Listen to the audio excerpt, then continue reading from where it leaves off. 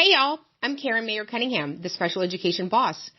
If you've ever felt confused, overwhelmed, or just plain frustrated at the 504 IEP table, you are in the right place.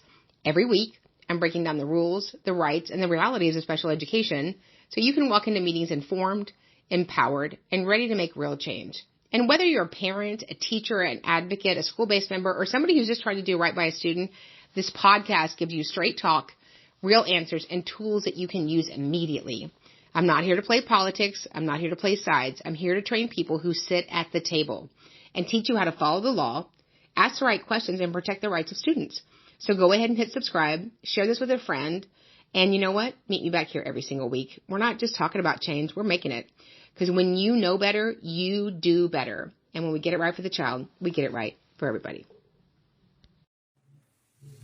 Good morning. Welcome, everybody. So can we just talk about the time change? I'm not interested in the time change. You know, I have a little tiny Brighton watch that's like a little purse, which of course then you have to take to the jeweler to get the time change, which means what? We're not changing the time. That's what it means, right? So I got my watches changed. I got the microwave and the oven, but the other ones, I'm not pulling that off the wall. I'm gonna wait till my husband gets home, right? So we are launching an amazing world-changing book, and we want to talk about it. Y'all want to talk about it? Do you want to talk about it, Cindy? Yes. Have you had a chance to read the book? Oh, a chance. I've had multiple chances, and I took every single one I had. Was it good? Did you like it, Picasso? It was not good. It was fantastic. It was epic. It's life-changing. Yes, so the Epic IEP, you guys go get it at the great Amazon. Come back to the epic-iep.com and then put in your information, and we will get you $500 worth of bonuses released for all of you that pre-order. This is my life's work. I wrote it for parents, educators, and advocates navigating the IEP process. Because if you don't know, you are navigating the IEP process, or sometimes it's navigating you. So we're excited about you having the same resources that I train my partners, train advocates nationally on how to have a successful Epic IEP that changes outcomes for kiddos. So go get it. Go get one for you. Go get one for a friend. Go get one for a teacher. Go get one for a teacher. I mean, Cindy, this has been a great resource when you were teaching? Oh my goodness, absolutely. But I'm sure when you were teaching, Cindy, I'm sure the first day that your boss came in as a special education teacher, I'm sure he said, Cynthia, we would like to give you this book, the Federal Code. Did that happen? No, so it was a couple days later? Oh, no. So in 27 years of teaching, how many times did you get the Federal Code? More than 50? Less than 100? Less than 100. Definitely less than 100. Does it rhyme with hero? It does. Yeah. It does. So go get the Epic IEP. It's going to change your life. It's going to be amazing. Part of our pre-order bonuses that you get at the epic-iep.com will be a free ticket to the Live Mastery Summit February 5th. 6 hours. We're so excited. So go get it. Go get it. It's amazing. And then part of the bonuses is that we release a few chapters to you ahead of time so you can start reading it. All right, Cindy, so what are the kids asking? If you guys have questions, just put them in the chat. This is Latte and Learn with the legendary special education boss, Karen Mayer Cunningham. If we haven't met, I train everyone to navigate and negotiate successful student outcomes at the IEP 504 table. And so if you ever need anything, if you need training, always go to specialeducationacademy.com. Follow us on our podcast, Special Education Boss. And of course, download our app, Special Education Academy. So you can just get a handful of special education information every single day.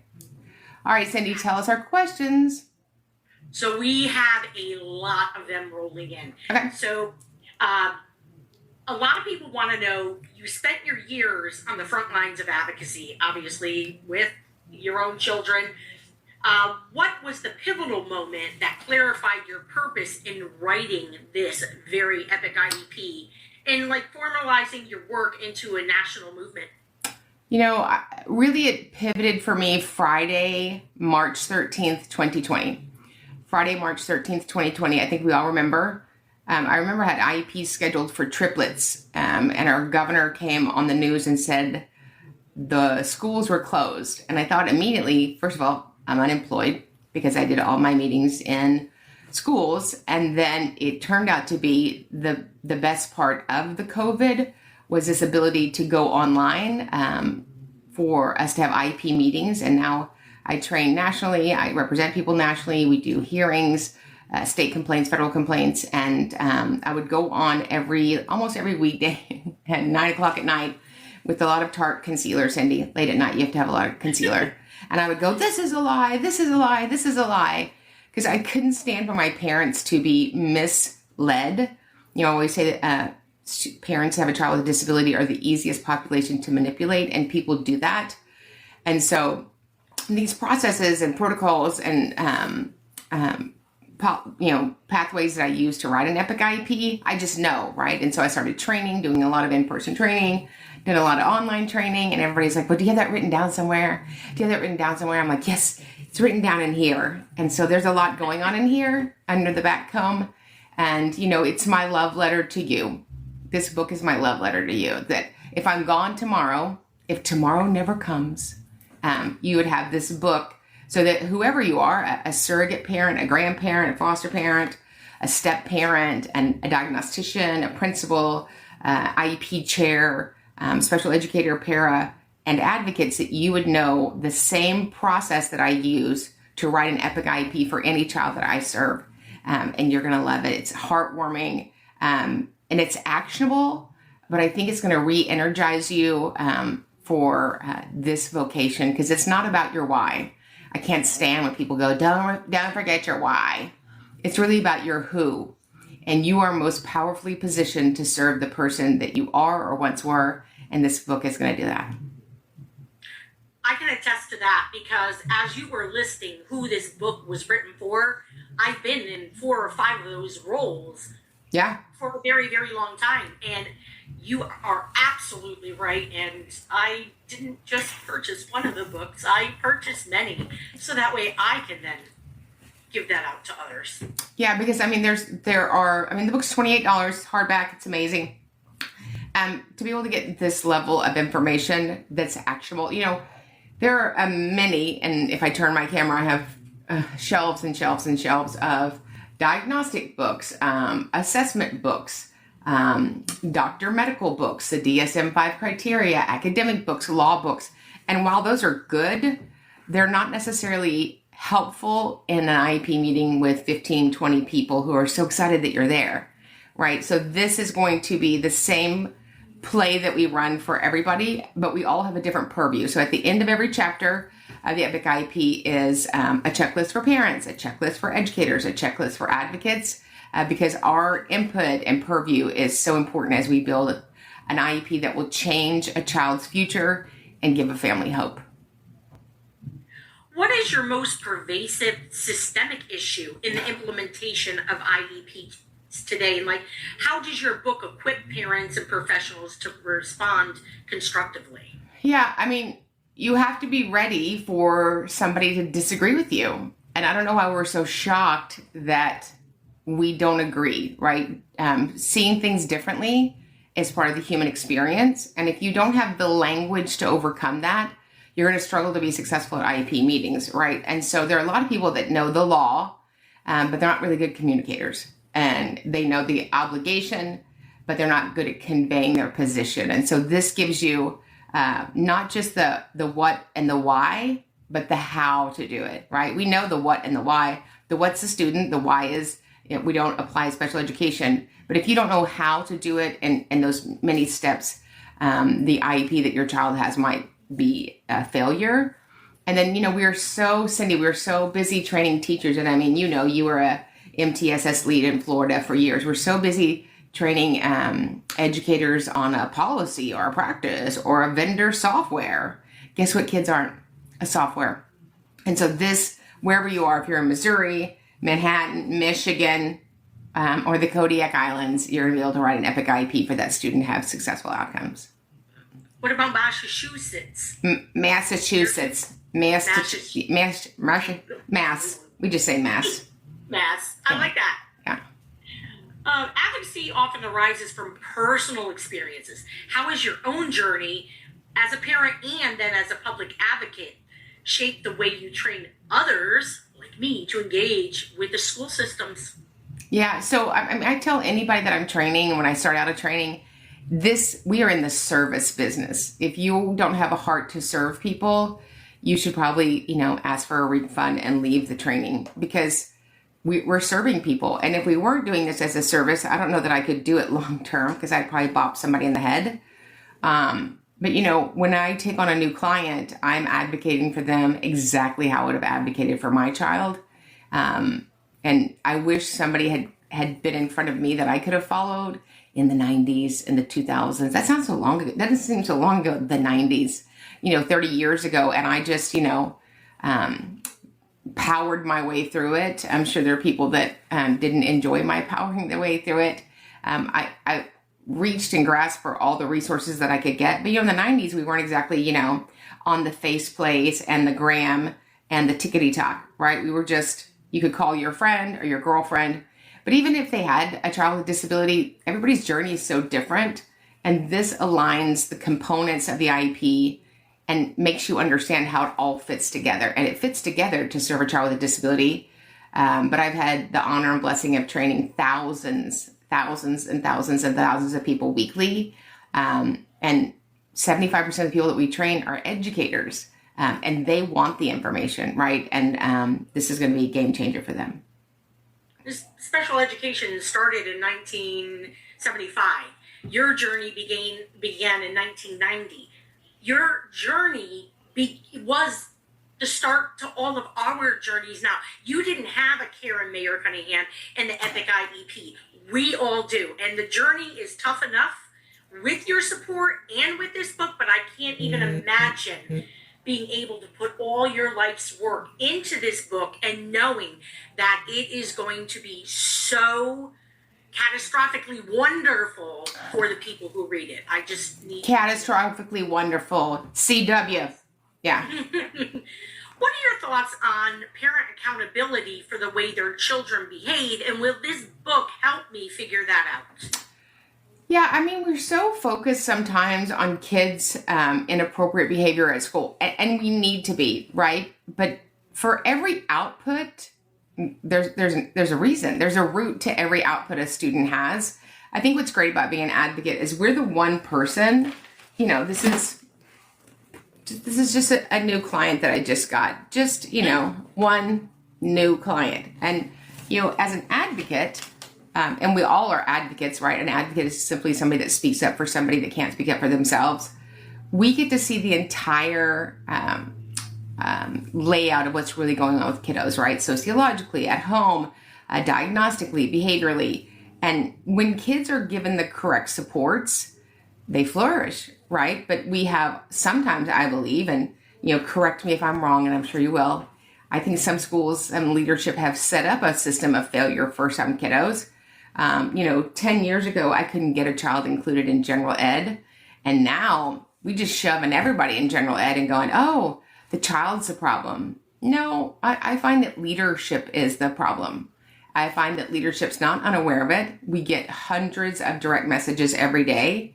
And most of them are teachers saying to me, there's something terribly wrong in the school. I've told everybody, now what can I do? And that's tragic. I can't imagine being in a vocation where you go to your boss or your leader to tell them about something that is ineffective in your classroom, and they pat you on the head and send you back to your classroom saying, you're doing a good job. So, our heart is to equip everybody. That leads me into the next question. We're getting this one a lot. And the gist was that, there are many resources that exist on special education law and policy. And I have purchased many of those books myself. However, when I had yours, it was filling the gaps. What were the gaps that you were intentionally trying to fill with the Epic IEP? Like, what makes it distinct in its approach and its accessibility? It is that it's for every child. It has nothing to do with eligibility, it has nothing to do with gender, it has nothing to do with age, it has nothing to do with the characteristics of your disability, it has nothing to do with your medical profile. That is the exact way that I write an Epic IEP for every student that I serve. What am I looking for? What's missing? How do you know how it all ties together? And how does it build, right? As the great Dr. Mitchell Yale would say, is it internally consistent, right? And so the IEP crescendos. It crescendos from evaluations to present levels to annual goals to needed accommodations to the least restrictive environment to the schedule of services page and procedural safeguards. If you don't know that it builds like that, we just have documents with lots and lots and lots and lots of words of them. And I'm sure the teachers get them and go, all right, well, I love kids. I'm going to do my best and help Johnny. And that's great. But some of the things that we're doing with a good heart are actually handicapping the child even more. And so you wouldn't pick up a prescription bottle and it would say, just take a handful of these when you feel like it, right? Even the label on a prescription bottle is sometimes clearer than a 50-page IEP. And so we want everybody that picks up the IEP, once they've written an Epic IEP, to go, oh, I know this kiddo, I know how to serve this kiddo based upon the contents of the Epic IEP that we've written. Absolutely. So what are the short and long-term consequences for both the student in the school districts when procedural safeguards are misunderstood or misapplied? Oh, wow. It can be irreversible, literally irreversible. I was serving a client recently and their procedural safeguards were not only denied, they weren't even talked about. They had taken a child and the child had an incident. He was having a meltdown. He had autism, speech impairment, and just sort of a series of events. And she went to pick him up. He was crying in the office. And basically, the principal said, you don't want to ruin his life, do you? You don't want him to go to DAEP. The SRO could put handcuffs on him if he wanted. I don't think any of those are your procedural safeguards and rights. And they had the parents sign a piece of paper for virtual school for a year.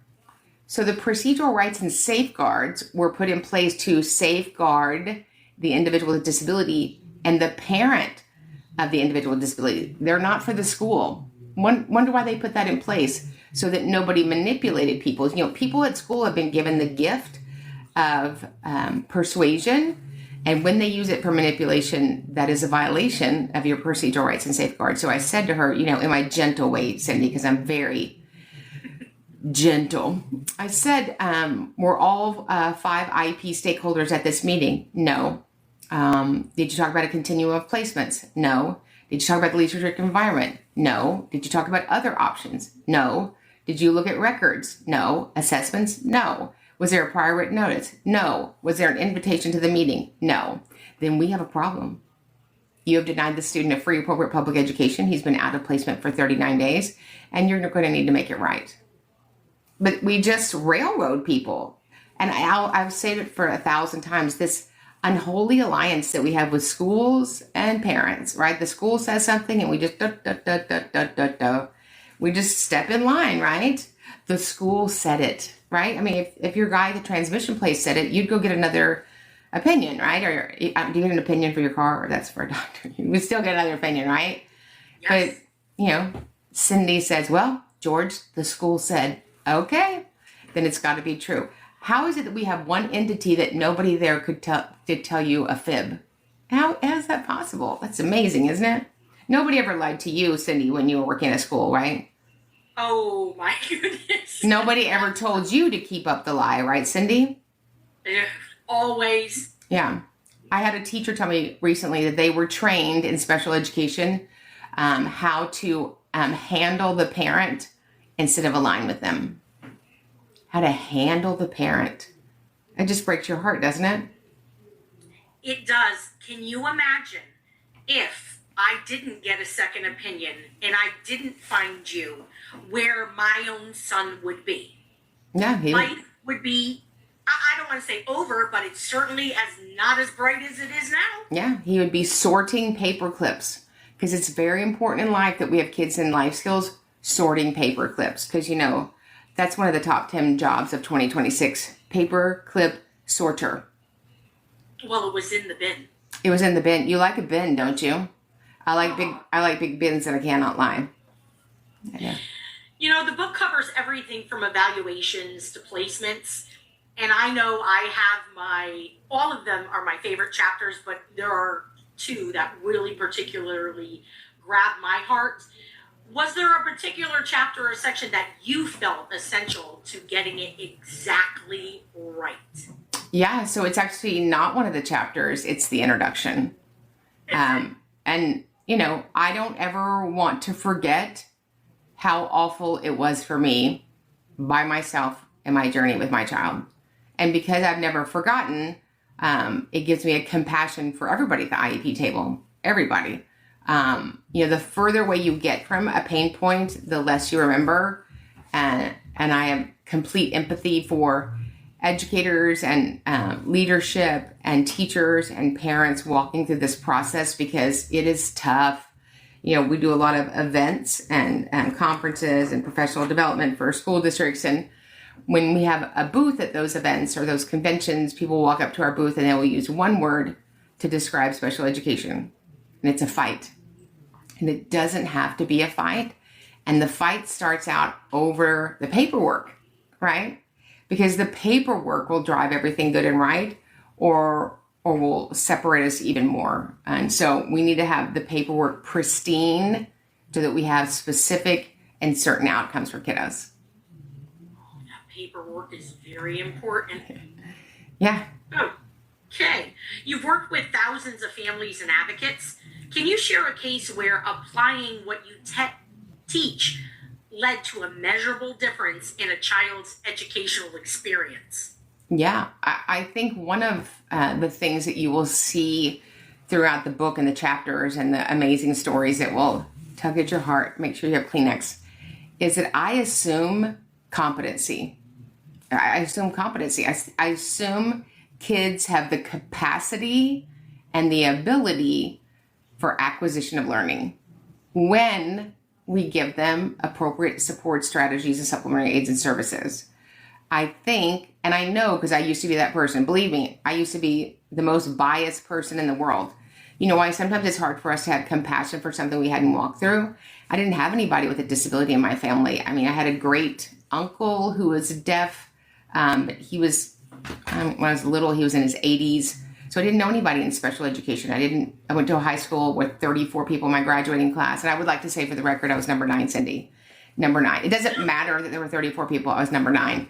I don't remember there being somebody with a noticeable disability, and so it's very hard for people to have compassion for something that hasn't been a challenge for them or a road that they've had to walk, right? And so when this happened to me and I had a child with a disability as an 18-month-old, I had no game plan. But my game plan has always been, we'll just get in there and get it done.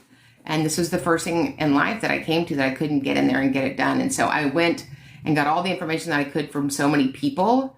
But I never forget how awful it was in those meetings, how awful it was to sit at night and cry because I felt hopeless. I thought my son's future was unachievable. When we had his first evaluations when he was 2.5 at Starbright Pediatrics in Austin, Texas, this very lovely lady said, well, here's his report.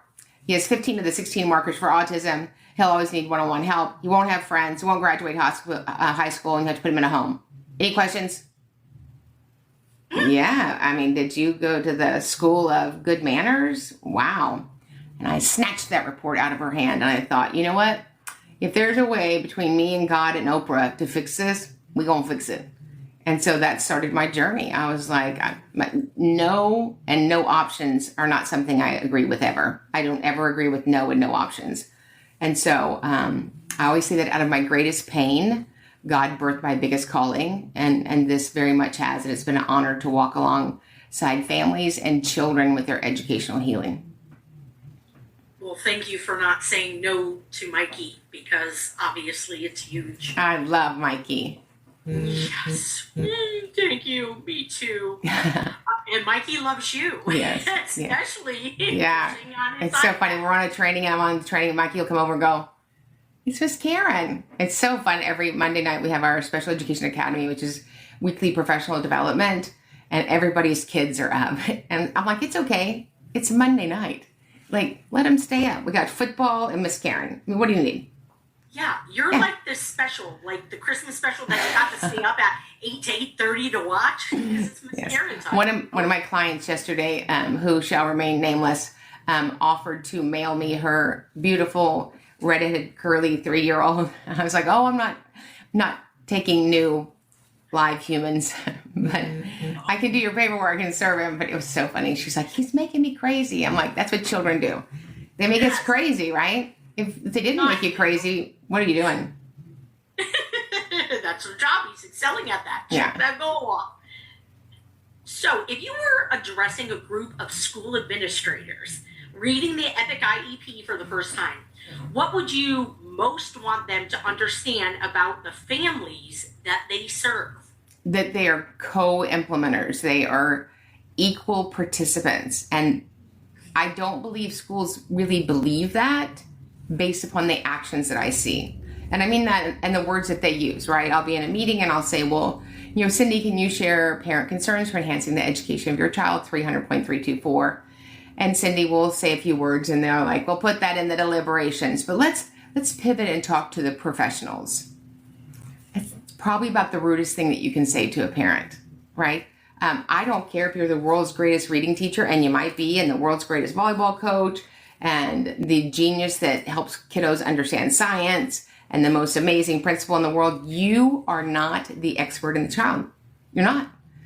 Case law will say the parent is the expert. As much as you know the child, you're not the parent. And so when the behavior pivots and we act like we're happy to have the parents at our meeting, I kind of correlate it, Cindy, to if I was having, everybody over for Thanksgiving and then you and George pulled up and I said, oh yeah, get a plate, but I'm going to need you to go back outside and sit in your car. Ooh, that's cool. You wouldn't feel included or welcomed, would you? So when we walk into an IEP meeting or log on to an IEP meeting, everybody's chit-chatting. I log on, my client logs on. Everybody stops talking. They just look at you. And I'll go, hello. Okay, cat got your tongue. Or we walk into an IEP meeting, everybody's chit-chatting, walk in the room. Everybody stops, right? And then we give the parent the really bad chair on the end that slowly goes down. If I was hosting people in my home, I would make sure that my guest had the best plates and the best food and the best experience and the best seating, because I would want them to feel welcomed in my home. We need to make parents feel welcomed in their child's IEP meeting.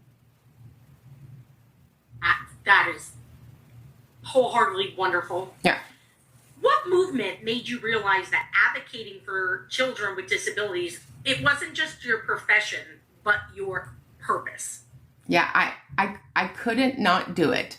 So if you're wondering what you're supposed to do in this world, it's the thing that you're excited to talk about, you can't wait to talk about, and you're going to talk about anyway. If advocacy wasn't a vocation, I would still be doing this. 8.5 million children in America have an IEP. And so this book is going to be an international bestseller. We got we were contacted yesterday from Canada and then last week from the UK. Special ed knows no borders. It knows no, culture or ethnicity or any place on the globe. And when we start to think of children with the same ROI, return on investment, then we will pivot the way we pour into them. Was my child the most expensive child in his class? I don't know. But I think every child is RA. I think they're all ridiculously amazing. And we just got to turn this Titanic around. It's going to take a while, but if we all do it together, we can start to make some real change in special education. I just can't not do it. And if that's who you are, we would love to come train you so that you can go be an amazing Epic IEP advocate.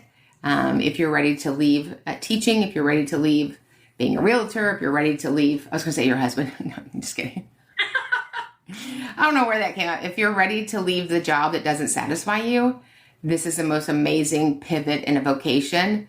And you already have what you need. If you're listening to this and watching this and you're feeling like a little tug, do it. Make the leap. It is an endless need with nobody to help kiddos. I'm going to stay with you. My real estate license is on voluntary inactive, kind of like the guy, but for my head. There we go. What is the single biggest problem parents and educators face when navigating the IEP process, and how long does the Epic IEP address that head on? Yeah, I think that we're terrible communicators. I sit in lots of amazing meetings with amazing people who definitely went to school to be a principal, and definitely went to school to be a teacher, and definitely went to school to be a coach, and definitely went to school to be a diagnostician, and definitely have a child with a disability, but they don't communicate well. It doesn't matter what you're doing in life. If you are not an epic communicator, it's probably going to be a struggle. And so we all have this information, we all have these parts, and we're not very good at sharing it in a way for the other side to see its meaning.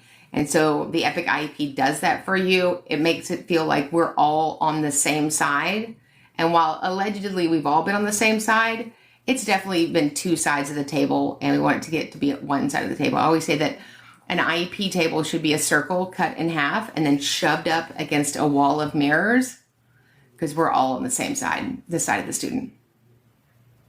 Yes, you are very, very good at teaching us how to communicate what the data says. Yeah, in a way that people feel it. You know, I just got, we just had a meeting this morning.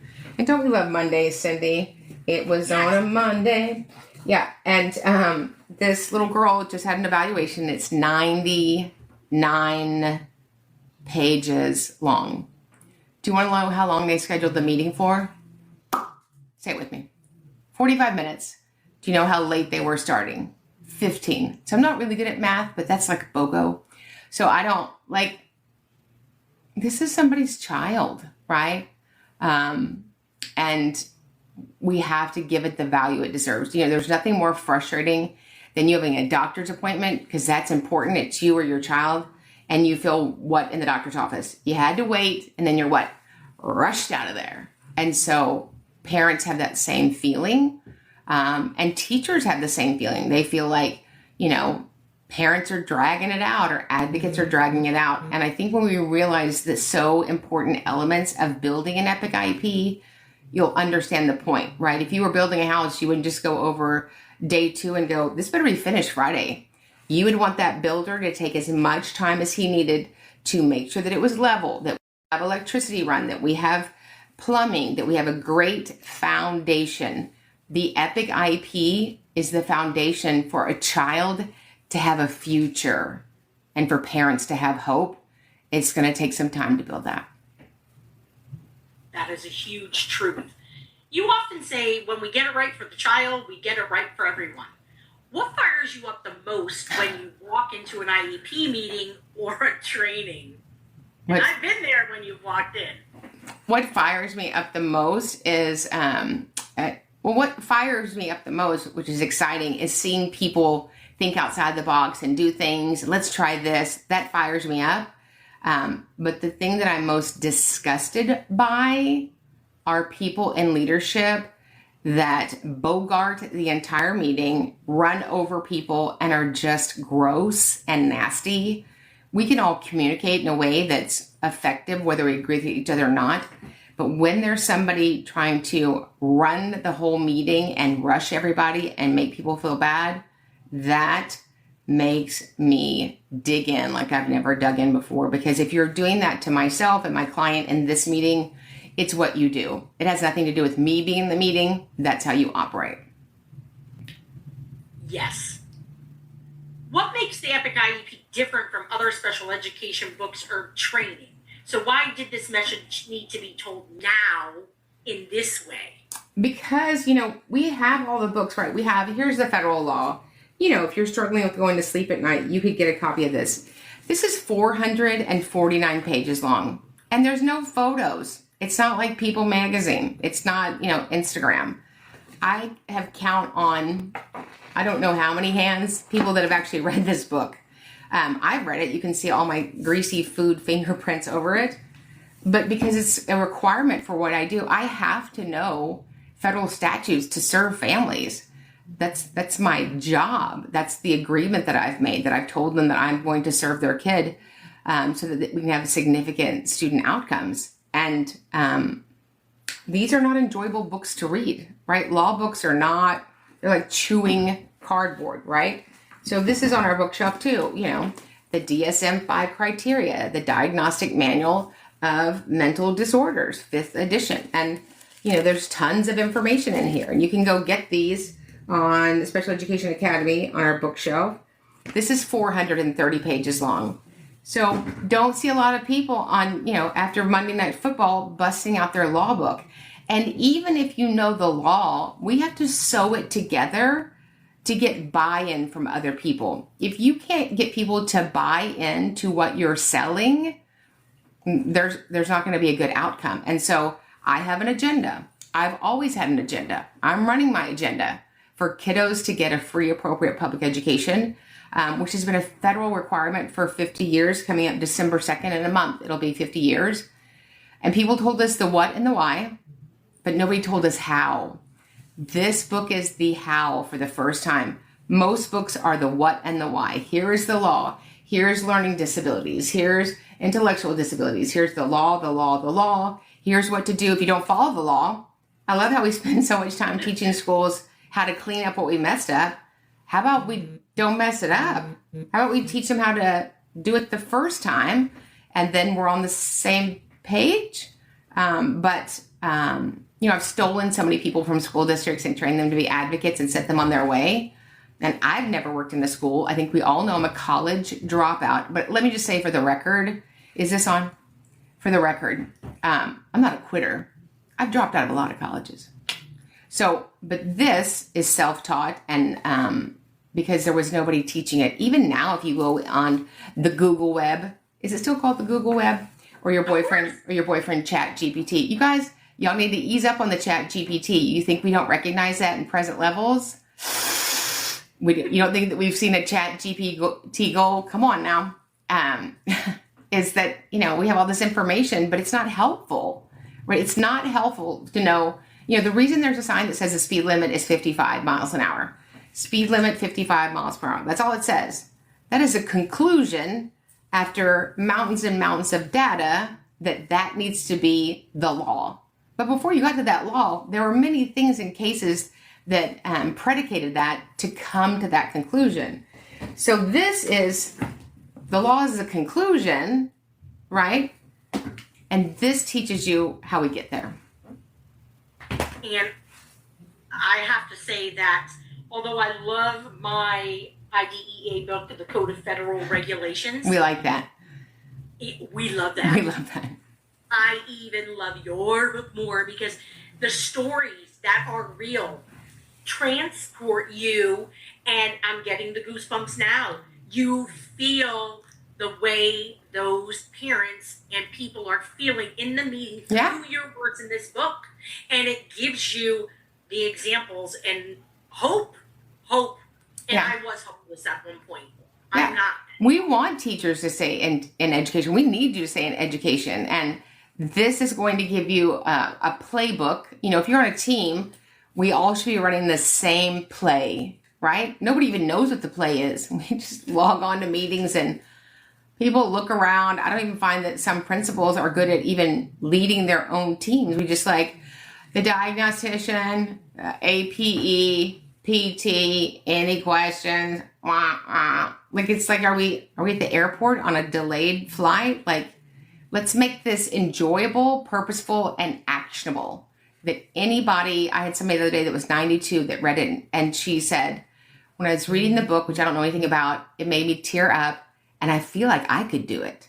That's what we want. Anybody can do it. I'm nobody special. I've just done it a million times, and I want you to know how to do it the same way so that your families that you're serving, your kiddo, your school district has kiddos that win. For the record, I do not think that she's not special. What is the cost mentally, emotionally, and educationally when families and schools don't know their rights or aren't trained to navigate this system? Then you might have denied a child 80 years of being adulthood. Like, we get calls all the time. Cindy does, she's one of our partner advocates, of families that have a 25-year-old who's sitting on the couch in their underwear playing video games, and they want to know if we can help them. And we can't. Our space that we help are kiddos with disabilities between the ages of 3 and 22, a little bit older in some states. But after that, there is no free appropriate public education. There is no specially designed instruction. There is no interventions. In special ed, we only have one job in special ed. Just one. Did you know what that job is? To teach a child strategies to self-manage their disability. Would that have been helpful if somebody told you that? And those strategies are laid out in amazing, pristine, puffy, prescriptive PLAFs, targeted, attainable annual IEP goals, needed accommodations, and special ed services and supports to take time to teach those skills and strategies. How did you decide what to include in the Epic IEP? Well, really what not to include, because, I might be a little sarcastic just when I'm awake. Probably when I'm asleep, too, I'm sarcastic. I like when people go, I like your content, but I don't like your tone. Okay. You know what? I just have one me. As my husband would say, there's one switch. It's on. There's no off switch. And so if I didn't have a sense of humor, if I wasn't able to sprinkle a little, levity in this process, it wouldn't be so funny, right? And so, humans are amazing and they're flawed, starting with me. We are all flawed. I think this gives you a way to see other people at the table too, and how we're actually so not against each other. I think that it's been set up through leadership and leadership to create this adversarial position between parents and schools. It didn't have to be that way, but nobody taught us how to do this. They were just like, oh, you have this law, go educate kids with disabilities, give them an educational benefit, go Bobcats. And so we were just told to do something, but nobody told us how to do it. And this book will tell you how to do it. It is invaluable. What part of the book do you think every parent and educator should highlight and revisit again and again and again? The part that says I have really small hips and weigh 100 pounds. We took that chapter out. They're like, my publisher's like, that's not true. I'm like, isn't it? It's just rereadable. You're going to hear things in there that the more you hear them, the more you do them, the more you'll start to see things in paperwork that you never saw before. This is what I say to parents. If the paperwork's not right, how can I expect the people implementing the plan to be right? When I can't, I get paperwork sometimes and I'm like, I don't even know what the eligibility is, right? I had a kiddo the other day, beautiful girl. She has Rett syndrome, speech impairment. She's deaf and hard of hearing. On the front page, it said primary exceptionality or eligibility Rett syndrome. Nowhere in the document, which was almost 100 pages long, did it ever say the word Rett syndrome again. So if we don't know what the eligibility is, then we can't have services. And eligibility simply opens the door for services. This notion that once you're in special ed, once you're in the pool, have you ever heard that? Once you're in the pool, you get everything. First of all, I don't get in a pool. That's going to mess up my hairdo.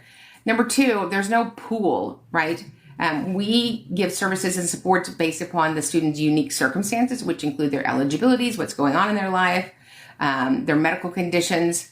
And sadly, this school district, probably if I asked, wouldn't be able to tell me if we took a 10-minute break and everybody could write down what is Rett syndrome and how does it impact this little girl across settings. They couldn't tell me, right? They filled out the paperwork. They populated this document, but it doesn't have any meaning. So the paperwork, the document, the Epic IEP should be so good that I can pick up that paper and go, oh, we're in math class. There's Billy. And so if we get away from doing all the stinking paperwork and write the document that changes kids' lives, then it will be meaningful. Yes, 100%.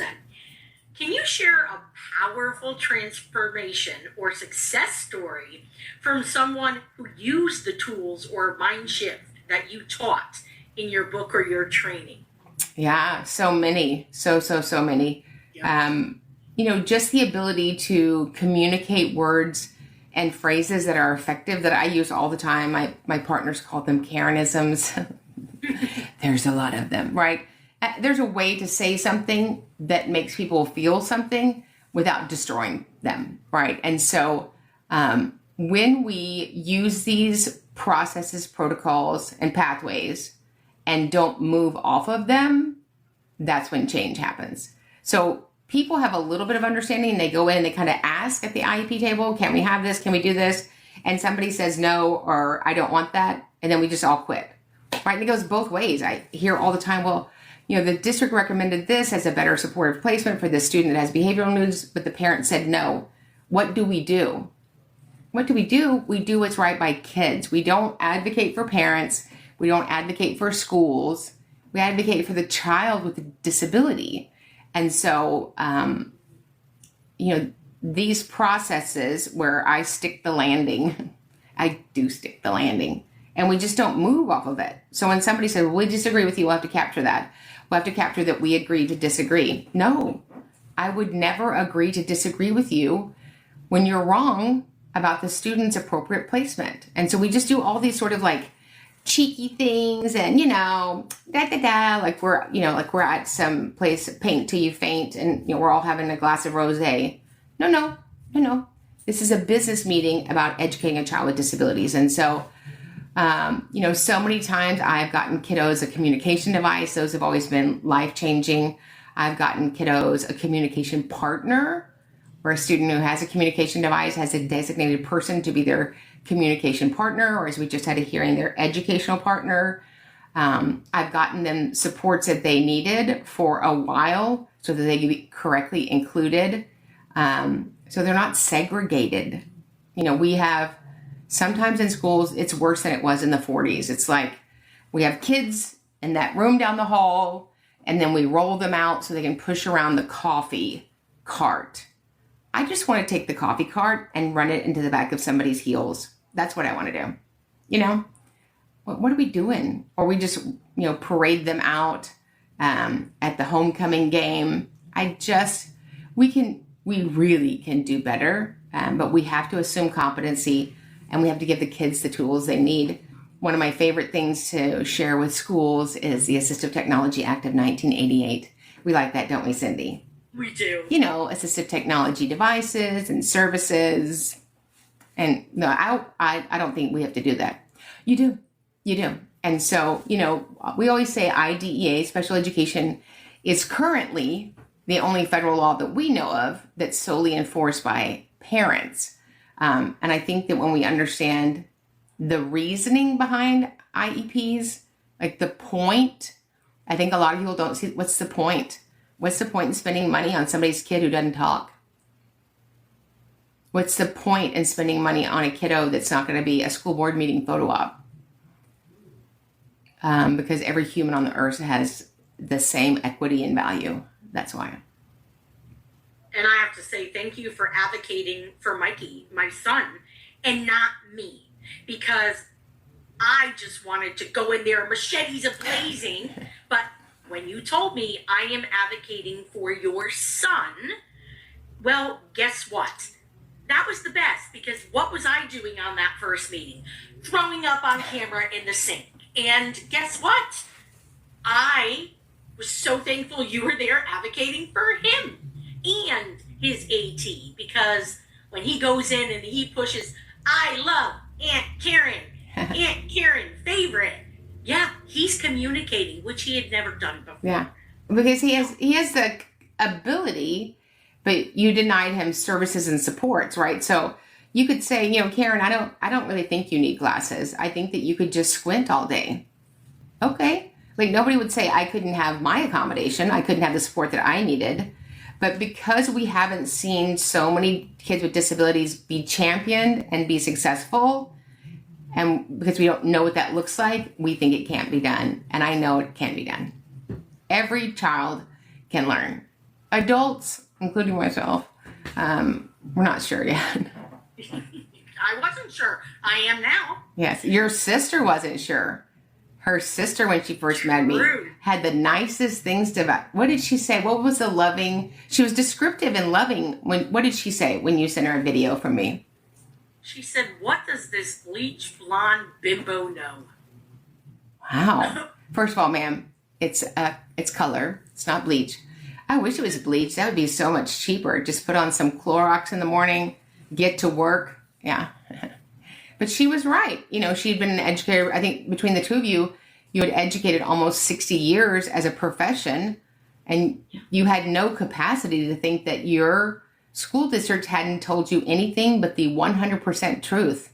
And I think that's the hardest thing for educators to overcome, is to know that people that they have partnered with, their coworkers, or really their leadership, just looked them in the face and lied. They lied. People at the district level absolutely know what they're doing. They absolutely what they're. They're not. Oh, I didn't know that. You do know that. That's why you teach so much ways to cover things up instead of, I think that we have to uncover things, right? Light does two things. It illuminates and exposes. And that's what I do. We've got to illuminate things that are working and expose things that aren't. And that's part of the improving outcomes for kids. Okay. If you could go back, I love this one. If you could go back and give first year advocate Karen one sentence of advice before she ever walked into that school meeting, what would you say to her? It's not personal. And that's, even saying it is hard to hear. It's not personal. If you think this is personal, you are going to struggle to be successful, however you said at an IEP meeting. This is business. This is only business. It is the business of educating a child with exceptionalities. And once we understand that, then we can do better by kids, right? It's not personal. It's business. And for me, when I was the beginning Karen, I thought everybody at the school was plotting against me. I thought they had all this stuff. They had these meetings and they met 52 times and that they had planned all this out. They hadn't. They don't have time to have lunch. They're teachers, right? Which was at times even more disheartening because the system is broken. We have amazing professionals from the school district who are never trained in special education. Never. Yes, they have a degree in special education. Yes, they took college credits, right? But we have more continuing ed requirements in Texas for people that change tires for a living. And I want people that change tires for a living to have that education, right? Because if they do it wrong, I could not be alive, right? When we do this wrong, a kid is denied a future. And so, whether people like me, lump me, or love me, I love you right back. Because I know change is hard and it's upsetting, but we have to change now so kiddos can win. And my much older sister would say, I still don't like that bleach blonde bimbo, but what did she say about this? Or it was every morning. Yeah. Several more questions. I am bleached and I am blonde. I've never been a bimbo, not opposed to it. I don't know if there's bimbo training. Maybe my next book will be like from bleach blonde bimbo to bleach blonde boss. How's that? Oh, that's got a good ring to it. Absolutely. Yes. So you guys, thanks for joining today. Go get the Epic IEP and then go back to you can get it on Amazon or anywhere you get your books fulfilled. Then go back to the epic-iep.com, put in your information, and we'll unlock $500 worth of pre-order bonuses. This is going to change your life. It's going to change the lives of people that serve kiddos. And we can't wait to see you guys in the next training. Hit subscribe, share this with a friend, and you know what? Meet me back here every single week. We're not just talking about change, we're making it. Because when you know better, you do better. And when we get it right for the child, we get it right for everybody.